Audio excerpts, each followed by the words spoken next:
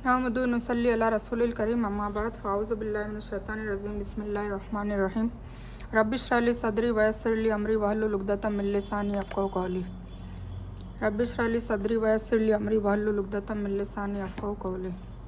अस्सलामु अलैकुम रहमतुल्लाहि व बरकातुहू।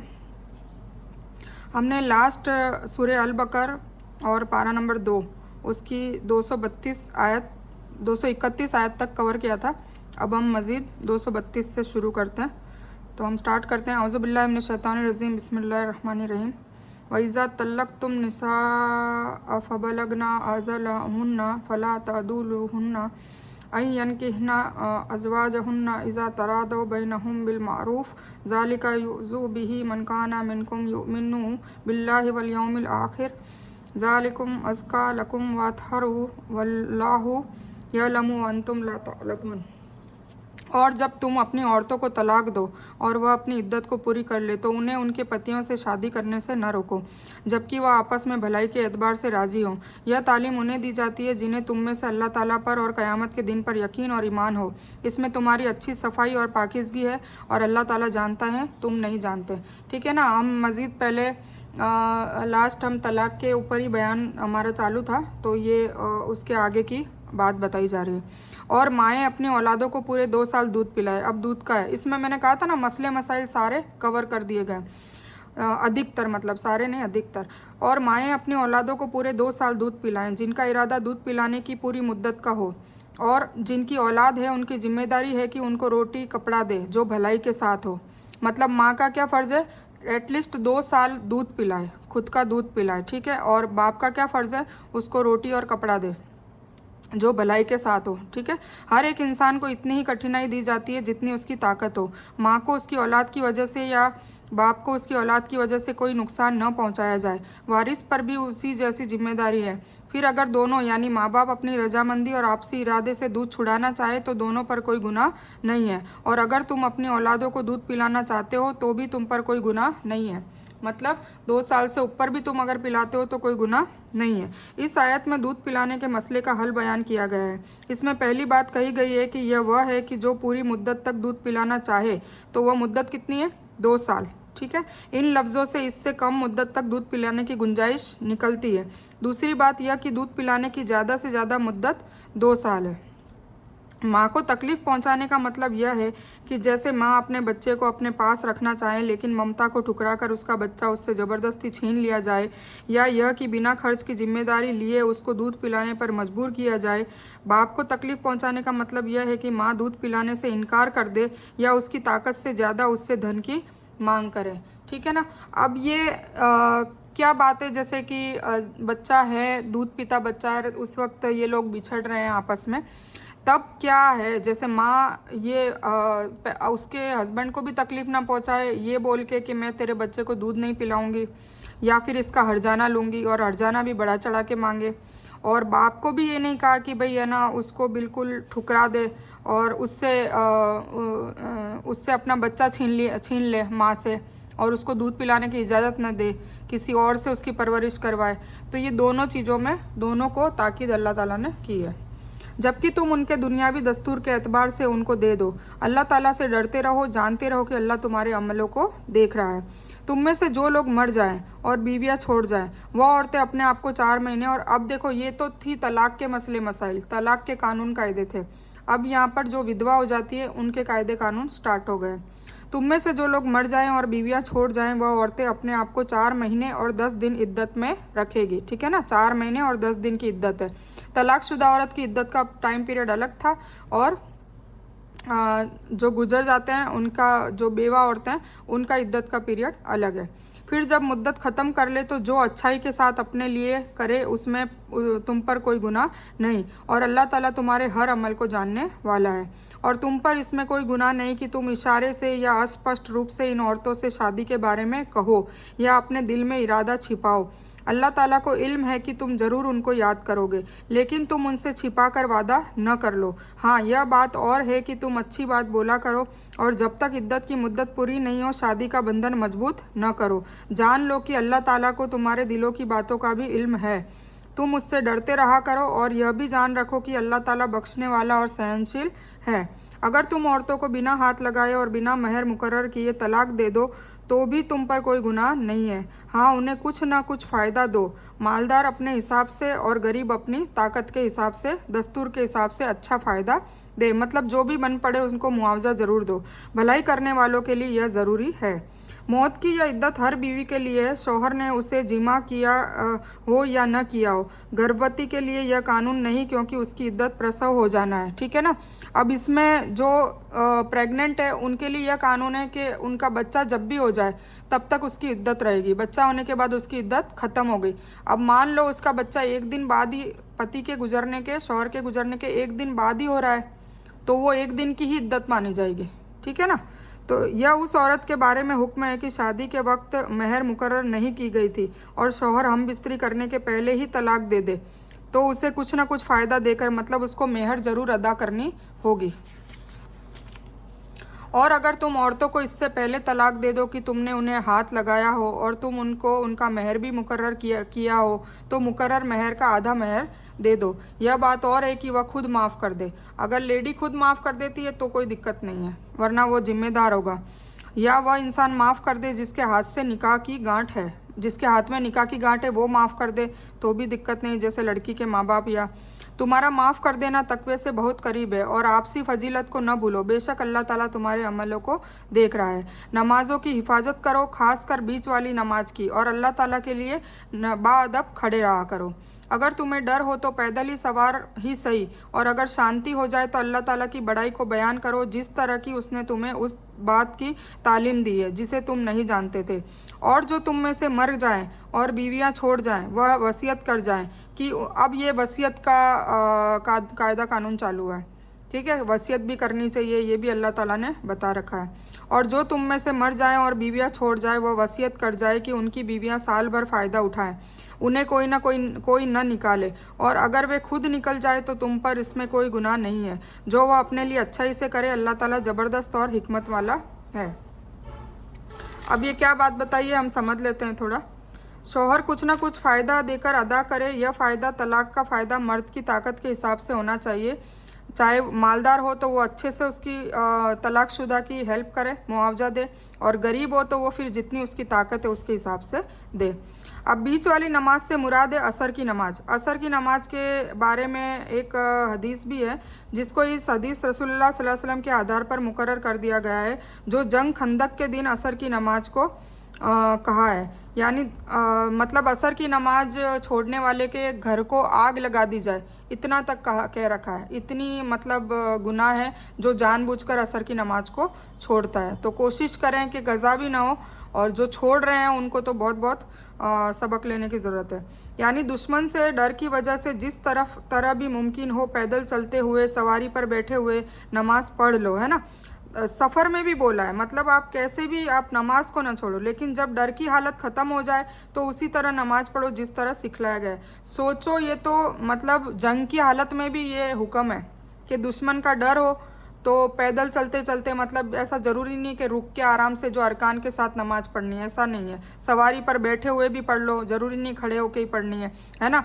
पर जब डर की हालत ख़त्म हो जाए फिर जैसे नमाज एक्चुअल में पढ़ी जाती है वैसे पढ़ने का हुक्म है। यह आयत अगरचे तरतीब में बात की है लेकिन मनसूख है। इसकी मनसूखी की आयत पहले आ चुकी है जिसमें मौत की इद्दत 4 महीने 10 दिन बताई गई है। इसके सिवा विरासत की आयत ने बीवी का हिस्सा मुकर्रर कर दिया है। अब शौहर को बीवी के लिए वसीयत करने की कोई ज़रूरत नहीं रही, घर और न खर्च की, है ना। तो ये वसीयत की जो आयत है वो अभी बदल दी गई है। और तलाक दी हुई औरतों को अच्छी तरह फ़ायदा पहुंचाना परहेजगारों पर ज़रूरी है। देखो, मुआवजे की बात बार बार ताकीद आ रही है, तो जो तलाक देता है उसको ज़रूरी है कि वो तलाकशुदा औरत को उसका खर्चा दे, घर का खर्चा दे, चाहे 1 टाइम में दे दे और चाहे हर महीने देता रहे, और जैसी उसकी हैसियत है उसके हिसाब से दे। उसमें औरतों को भी परहेज़ करना चाहिए कि अगर बंदा कमाई कम रहा है और उसको बढ़ चढ़ के उससे खर्चा मांगे तो ये भी उसके ऊपर जुल्म होगा। इसी तरह अल्लाह तुम्हारे लिए अपनी आयतों का बयान करता है ताकि तुम समझो। क्या तुमने उन्हें धोखा नहीं दिया? देखा जो हजारों की तादाद में मौत की वजह से अपने घरों से निकल पड़े। अल्लाह ने उनसे कहा कि मर जाओ, फिर उन्हें जिंदा कर दिया। बेशक अल्लाह लोगों पर बड़ा फजल करने वाला, और मगर ज़्यादा लोग शुक्रिया अदा नहीं करते। और अल्लाह की राह में लड़ो, और यह जान लो कि अल्लाह सुनने वाला है और जानने वाला है। कौन अल्लाह को अच्छा उधार देगा? मतलब अल्लाह को कौन कर्जा देगा? क्या कर्जा है मैं बताती हूँ आगे, जिसे वह फिर उसे कई गुना ज़्यादा अता करेगा। मतलब जो भी आप दुनिया में यहाँ पर अल्लाह की मखलूक के ऊपर खर्चा करोगे, अल्लाह की राह में खर्चा करोगे, फी सबीलिल्लाह करोगे, ये सब अल्लाह का कर्जा है। मतलब अल्लाह को उधार दे रहे हो, और उसका कई गुना ज़्यादा हमें वापस कहाँ मिलेगा? ये हमारा एक इन्वेस्टमेंट है, और उसका फ़ायदा ये है कि कई गुना ज़्यादा हमें मैदान हशर में मिल जाएगा। तो इंशाल्लाह हमें अगर जहन्नम की बशारत हो तो भी हमें जन्नत मिल जाएगी, ये कर्ज़े के चक्कर में इसका कई गुना अल्लाह अता करेगा। तो हमें अल्लाह की राह में कुछ ना कुछ जैसा हमसे बन पड़े, ठीक है ना, वो खर्च करना चाहिए। और अल्लाह ही कमी और ज़्यादती करता है, और तुम उसी की और दोबारा लौटाए जाओगे। क्या आपने इसराइल के वंश की, मतलब मूसा अलैहिस्सलाम के बाद की जमात को नहीं देखा, जब उन्होंने अपने नबी से कहा कि हमारा एक राजा बना दीजिए ताकि हम अल्लाह की राह में लड़ें? उन्होंने कहा कि हो सकता है कि जिहाद फ़र्ज हो जाने के बाद तुम जिहाद न करो। उन्होंने कहा कि भला हम अल्लाह की राह में जिहाद क्यों ना करेंगे? हम तो अपने घरों से उजाड़े गए हैं और औलादों से भी दूर कर दिए गए हैं। फिर जब उन पर जिहाद फ़र्ज हुआ तो सिवाय थोड़े से इंसानों के सब फिर गए, है ना। पहले फ़र्ज नहीं था तो बढ़ चढ़कर बोल रहे थे कि नहीं हम अल्लाह की राह में लड़ेंगे, अल्लाह की राह में लड़ेंगे, और जब फ़र्ज कर दिया गया तो सिर्फ थोड़े लोगों के सिवा सारे फिर गए। और अल्लाह जालिमों को अच्छी तरह से जानता है, क्योंकि जो अल्लाह ताला की बात नहीं मानेगा फिर वो जालिमों में शुमार कर दिया जाएगा। यह हादसा किसी पिछली उम्मत का है जिसकी तफसील किसी हदीस में नहीं मिलती। ये जो हादसा बताया है वो पिछली उम्मत का है। कौन सा? हजारों लोग मौत की वजह से अपने घरों से निकल पड़े, ये वाला, ठीक है। अच्छे उधार से मुराद अल्लाह की राह में और जिहाद में माल सदका करना है, यानी जान की तरह माल देने में भी संकोच न करो। माल में बढ़ोतरी और कमी भी अल्लाह के हाथ में है। तो ये ना सोचो कि भाई हम खर्चा करते हैं अल्लाह की राह में, ये तो हमारा माल में कमी आ जाएगी। कंजूसी ना करो, है ना। इस बात का यकीन करो कि आप 1 रुपया अल्लाह की राह में खर्च करोगे, आपको 10 रुपये वापस मिलेंगे। और दुनिया में भी अल्लाह देता है और आखिरत में भी इसका अजर बहुत बहुत गुना ज़्यादा बढ़ चढ़ कर अल्लाह देगा। तो माल में बढ़ोतरी और कमी भी अल्लाह के हाथ में है, और वह दोनों तरह से तुम्हारा इम्तिहान लेता है ना। मालदारों का क्या इम्तिहान है कि वो अपने माल को कहाँ पर उसको यूटिलाइज कर रहा है, कहाँ खर्च कर रहा है, क्या क्या उससे कर रहा है, क्या हलाल काम और कर रहा है, और क्या प्रोडक्टिव काम कर रहा है, मतलब मखलूक की खिदमत के लिए क्या कर रहा है, या मखलूक को हेल्प कर रहा है कि नहीं कर रहा है। तो ये सारी चीज़ें उसकी इम्तिहान है। और कभी माल में बढ़ोतरी करके और कभी माल में कमी करके भी वो राह देखता है। तो गरीबों को क्या इम्तिहान है कि वो देखता है कि सब्र कर रहा है कि नहीं कर रहा है मेरा बंदा, या माल कम है तो माल बढ़ाने के चक्कर में कोई हराम काम में तो नहीं लग गया है। तो वो भी उसका, गरीब का भी इस तरीके से इम्तिहान है। फिर अल्लाह की राह में खर्च करने से कभी भी नहीं होती, अल्लाह की राह में खर्च करने से कभी भी कमी नहीं होती। अल्लाह ताला इसमें कई कई गुना बढ़ोतरी करता है बेशक, कभी ज़ाहिरी तौर से कभी छिपे तौर से, और रूहानी तौर पर और आखिरत में तो ज़रूर ज़रूर उसमें अधिकता मिलेगी ही मिलेगी। इसलिए हमें हर हाल में खर्च करना है अल्लाह की राह में।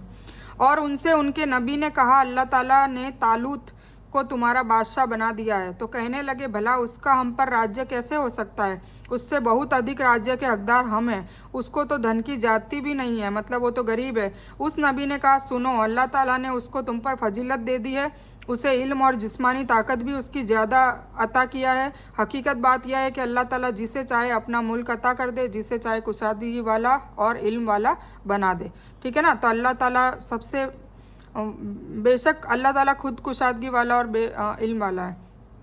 और उनके नबी ने फिर उनसे कहा उसके मुल्क की वाज़ेह निशानी यह है कि तुम्हारे पास वह संदूक आ जाएगा जिसमें तुम्हारे रब की तरफ से दिल के सुकून का सामान है, और मूसा की औलाद और हारून की औलाद का बाकी छोड़ा हुआ सामान भी है। फरिश्ते उसको उठाकर लाएंगे, बेशक यह तो तुम्हारे लिए वाज़ेह निशानी है अगर तुम ईमानदार हो तो। तो हजरत तालूत उस वंश से नहीं थे जिससे इसराइल की औलादों के बादशाहों का सिलसिला चला आ रहा है। अब बनी इसराइल के औलादों से ही बनी इसराइल के बादशाह निकलते थे। तो अब ये उसमें क्या हुआ कि हजरत तालूत थे, उनको वो इसराइल की औलाद से नहीं थे और उनके ऊपर वो बादशाह चुने गए।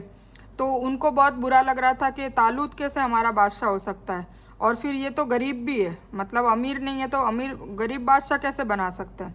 ठीक है, तो ये उनकी वो थी। तो हजरत तालूत उस वंश से नहीं थे जिससे इसराइल की औलादों को बादशाहों का सिलसिला चला आ रहा था। यह गरीब और एक आम सेनानी थे जिस पर उन्होंने आवाज़ उठाई थी। पैगंबर ने कहा कि यह मेरा चुनाव नहीं है, ये मैंने नहीं चुना है, तालूत को अल्लाह ने चुना है। अल्लाह ने उन्हें तैनात किया है। फिर भी क़ियादत के लिए माल से ज़्यादा अक्ल, इल्म और जिस्मानी ताकत की ज़रूरत होती है ना। मतलब किसी को चुनने के लिए ज़रूरी नहीं कि वो अमीर हो, उसका इल्म अच्छा होना चाहिए, हिकमत अच्छी होनी चाहिए, उसका जिस्म भी कुव्वत वाला होना चाहिए, अक्ल भी अच्छी होनी चाहिए। तो ये सारी कैटेगरी वाले बंदा बादशाह बन सकता है, उसमें माल का कोई लेना देना नहीं है, ये अल्लाह का हुक्म था। और तालूत इसमें तुम सभी से अच्छे हैं, ठीक है ना, अक्ल, इल्म और जिस्मानी ताकत में तुम लोगों से अच्छे हैं, इसीलिए उनको बादशाह चुना गया है, इसीलिए अल्लाह ने उन्हें इस पद के लिए चुन लिया है। संदूक की बात हुई थी, वो ताबूत सकीना है, जो आज भी यहूदी लोग इसको ढूंढ रहे हैं, इसी की लड़ाई है सारी। तो ये सुलेमान अलैहिस्सलाम के वक्त का किस्सा है। तो सुलेमान अलैहिस्सलाम के वक्त में ताबूत सकीना वो छुपा कर चले गए थे, जो आज दिन तक यहूदियों को नहीं मिल रही, यहूदी लोग इसको ढूंढ रहे हैं। इसमें तिलिस्माती चीज़ें हैं, बताया जाता है कि मूसा अलैहिस्सलाम की असा है, और मूसा अलैहिस्सलाम की औलाद और हारून की औलाद की बाकी छोड़ा हुआ सामान भी है, जिसको फरिश्ते लेकर आए थे। ठीक है, तो और फिर ये खैर ये एक अलग स्टोरी है, तो मैं थोड़ा सा बता देती हूँ, इसमें टाइम फिर ज़्यादा चलेगा। संदूक यानी ताबूत, जो तौब से है, जिसके मतलब पलटने के हैं, क्योंकि इसराइल की औलाद तबर्रुक के लिए इसकी ओर पलटते थे। फतहुल कदीर में इस ताबूत में हज़रत मूसा व हारून अलैहिस्सलाम की पाक चीज़ें थीं। यह ताबूत भी उनके दुश्मन उनसे छीन कर ले गए थे। यह ताबूत अल्लाह ताला ने निशानी के शक्ल में फ़रिश्तों के जरिए हज़रत तालूत के घर के दरवाजे पर रखवा दिया था। ठीक है ना, इन तालूत के घर पे। इसे देखकर इसराइल की औलादें खुश भी हुई और इसे अल्लाह ताला की तरफ से निशानी मानकर तालूत को अपना राजा भी मान लिया, और अल्लाह ताला ने भी इसे उनके लिए एक चमत्कार व फतह व सब्र की वजह बना दिया। सकीना का मतलब, सकीना है ना, ताबूत सकीना नाम था उसका। सकीना का मतलब ही अल्लाह ताला की तरफ से खास मदद का उतरना, जिसे वह अपने खास बंदों पर उतारता है, जिसकी वजह से भयानक जंग में जब बड़े बड़े बहादुरों के दिल कांप जाते हैं, तो ईमान वालों के दिल दुश्मन के डर और धाक से खाली और फतह व कामयाबी की उम्मीद से भरे हुए होते हैं। इससे मालूम हुआ कि नबियों की बाकियात अल्लाह के हुक्म से ज़रूर फजीलत और अहमियत रखती है, लेकिन यह ज़रूरी है कि वह सही तरीके से उनकी तबरुकात हो, सही मतलब वो करें। फिर जब तालूत सेना, अब तालूत को बादशाह बना दिया, तो अब तालूत सेना लेकर जाता है। ठीक है ना, जालूत और तालूत की लड़ाई होती है। तो फिर जब तालूत सेना लेकर निकले तो कहा, सुनो, एक नदी के जरिए अल्लाह को तुम्हारा इम्तिहान लेना है, तो जो उससे पानी पिएगा वह मेरा नहीं, और जो उसमें से न चखे वह मेरा है। ठीक है ना, अल्लाह ताला ने क्या कहा, अब ये लोग जंग पे निकले, तालूत को बादशाह बना दिया। अब इनकी कौम और एक तरफ एक जालूत नाम का वो था, तो उनकी लड़ाई होनी थी, बनी इसराइल की कौम और उनकी लड़ाई होनी थी। तो तालूत बादशाह था, तो अल्लाह ताला ने कहा कि अब जंग के लिए निकले, तो भूखे प्यासे थे वो लोग, इतनी गर्मी थी, तो अब एक इम्तिहान उनका और भी लिया, ये लिया कि बीच में नदी आएगी, झरना आएगा, तो तुम उसमें से पानी नहीं पियोगे, और जो पानी पिएगा वो अल्लाह ताला कह रहा है कि वो मेरा नहीं है। तो अब देखते हैं कौन पीता है, कौन नहीं पीता, कौन सब्र करता है। तो ये वाली बात है। तो उसमें इम्तिहान लेना है, तो उससे पानी पिएगा वह मेरा नहीं, अल्लाह ताला कह रहा है, और जो उसमें से न चखे वह मेरा है। यह और बात है कि अपने हाथ से एक चुल्लू भर ले तो कुछ के सिवाय बाकी सभी ने पानी पी लिया। ठीक है ना, मतलब चुल्लू भर ले ले तो एक और बात है। हजरत तालूत जब नदी से पार हो गए और जो उनके साथ ईमानदार थे, तो उन्होंने कहा कि आज तो हम में ताकत नहीं कि जालूत और उसकी फ़ौजों से लड़े, लेकिन जिन्हें अल्लाह से मिलने पर यकीन था, उन्होंने कहा कि बहुत सी छोटी जमात अल्लाह के हुक्म से भारी जमातों पर फतह हासिल कर लेती है, और अल्लाह सब्र करने वालों के साथ है। अब इसमें क्या हुआ कि ये जब इम्तिहान लिया, पानी पीने को मना कर दिया, तो फिर कुछ लोगों ने नहीं भी पिया और कुछ लोगों ने पी लिया, ठीक है ना, तो वो उसी में फेल। अगर कुछ लोग फिर इतने थक गए थे कि उनको जालूत के लोगों से लश्कर मतलब लड़ाई करने से भी उनको मतलब ताकत नहीं थी, तो वो भी हट गए। अब कुछ ही लोग तालूत के साथ निकले लड़ाई करने के लिए। तो अल्लाह ताला यही इम्तिहान ले रहा था कि कौन इतनी मशक्क़त के बावजूद लड़ाई करने जाता है। तो अगर लड़ाई करने गए हैं और उसमें मान लो मर जाते हैं तो वो शहीद का मर्तबा पाएंगे। तो शहीद भी होंगे तो वो तो आखिरत की ज़िंदगी में तो उन्हें बिल्कुल फाइनल जो इनाम है वो तो है ही। वो मदद तो सबसे आखिरी वाली मदद जो सबसे अच्छी मदद है, शहीदों को तो जिंदा कहा जाता है कि वो तो अपनी कब्रों में भी जिंदा है। तो ये चीज़ तो सबसे बड़ा इनाम होगी ना कि अगर चलो मर भी जाते हैं, शहीद भी हो जाते हैं तो ये सोच के कुछ नेक लोग जो थे वो तो चल पड़े कि कोई बात नहीं, अगर हम हार भी जाते हैं, अगर हम शहीद मर भी जाते हैं तो अल्लाह ताला हमें आखिरत में बहुत बड़ा अजर देगा। तो ये सोच के निकल गए। तो अल्लाह ताला कह रहा है कि अल्लाह के हुक्म से भारी जमातों पर फतह हासिल कर लेती है, अल्लाह सब्र करने वालों के साथ है। जिस तरह इस ताबूत में हकीकत में हजरत मूसा और हारून की पाक चीज़ें थी, लेकिन जिस तरह आजकल कई जगहों पर मुकद्दस वाक़यात कहकर कई चीज़ें हैं जिनका कोई ऐतिहासिक सबूत पूरी तरह से साबित नहीं होता, इसी तरह खुद बनाई गई चीज़ों से भी कुछ हासिल नहीं हो सकता। जिस तरह से कुछ लोग नबी सल्लल्लाहु अलैहि वसल्लम के जूते के सामान बनाकर अपने पास रखने को या घरों में लटकाने को या ख़ास तरीके से बनाकर तकलीफ दूर करने को दिली मुराद पूरी करने वाला समझते हैं, इसी तरह कब्रों पर वलियों के नामों के चढ़ावे को पाक चीज़ समझते हैं, वहाँ के सामान्य भोज को पाक चीज़ समझते हैं, जबकि यह अल्लाह के सिवाय दूसरों पर चढ़ावा है जो शिर्क की परिधि में आता है। इसको खाना खासकर हराम है। कब्रों को गुस्ल कराया जाता है और उसका पानी भी पाक समझा जाता है। हालांकि कब्रों को गुस्ल कराना खाने काबा के गुस्ल की नकल है जो किसी तरह से जायज़ नहीं है। यह गंदा पानी पाक कैसे हो सकता है? यह सभी बातें नाजायज़ है, इनका धार्मिक नियमों में कोई असल बात नहीं है।